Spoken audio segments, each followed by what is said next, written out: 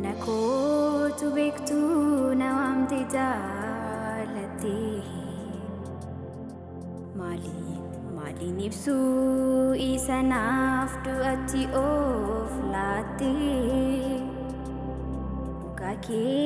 lalare yamadega disa waike nudisa Nakotu bektu nawamte jalate Mali nipsu isanaftu ati of late Dukakin lalare amadega disa waike nudisa Utu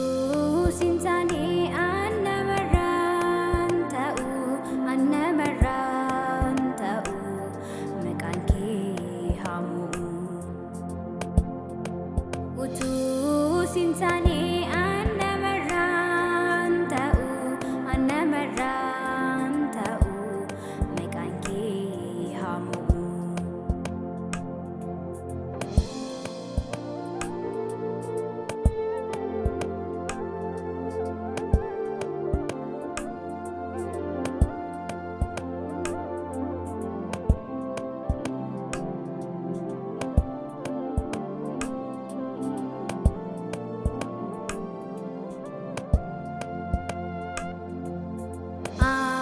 Sanyiko fargamniko as namfinne jabiniko kan sirreesse ilaalchako mata barsa buruksite nama jora kununsite sanyiko fargamniko as namfinne jabiniko kan sirreesse ilaalchako mata barsa buruksite nama jora kununsite naaf gootee olmaa danuu kan kee narraan dhumuu siif malaa galateeffamu naaf gootee olmaa danuu kan kee narraan dhumuu siif malaa galateeffamu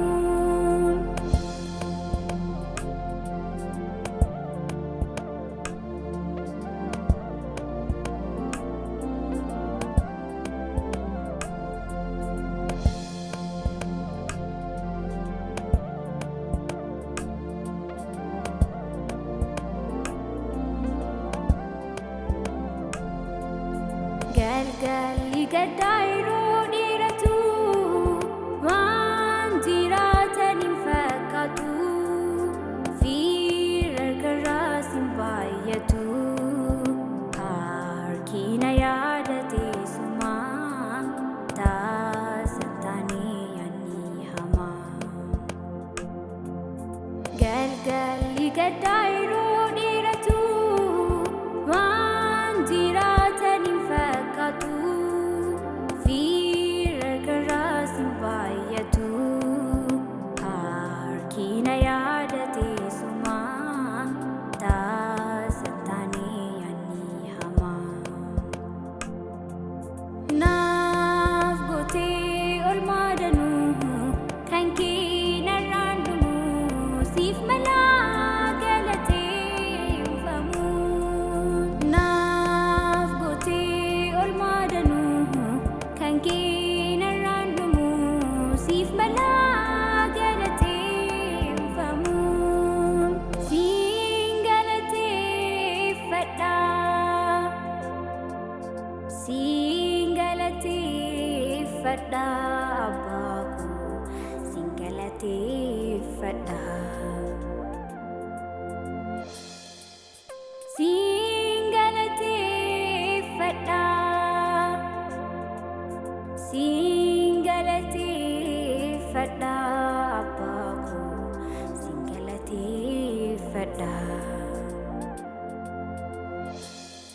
olmaan kee narra bubbulee akkamiin ibsuree kanan jiru sararkee walakkaa warraa si waaqessuu duukaa gara araara keetti fiigaa nama si faarfatu duukaa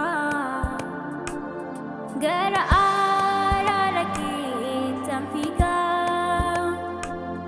yoo raate qodaan galataa koo hin hir'atu kan koo hin dursu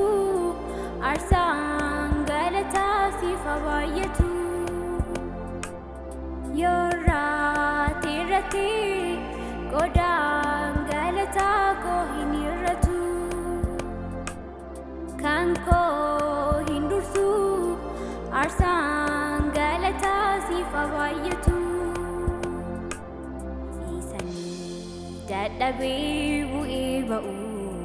gootee humni koo akka haara'u dhiisanii dadhabee bu'ee ba'u gootee humni koo akka haara'u kanaaf dhimma koo sitti dhiisaa qoodi koo moo kanaan si waaqessa kanaaf dhimma koo sitti dhiisaa qoodi koo moo kanaan si waaqessa